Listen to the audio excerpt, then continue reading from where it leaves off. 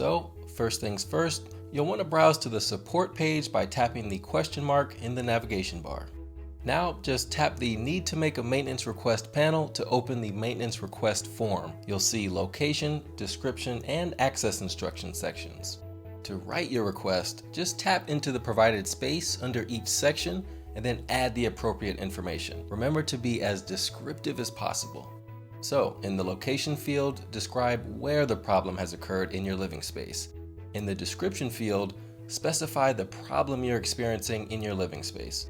It's also quite helpful to include details about how long you've been aware of the issue, as well as any troubleshooting you've already attempted. In the Access Instructions field, provide any additional information that the maintenance staff should know before entering your home. You should consider including the times you plan to be home and information about any household pets. Now, tap the Maintenance has permission to enter the unit toggle if you'd like to allow your community's maintenance team to enter your unit whether you're home or not. And lastly, tap the yellow Submit Request button at the bottom of the page. From here, your maintenance team will then be alerted of your submission. And just so you know, you can use the call button located within the maintenance phone number section to call the maintenance office if you have questions or concerns about your request. Finally, tap the Close button to return to the support screen.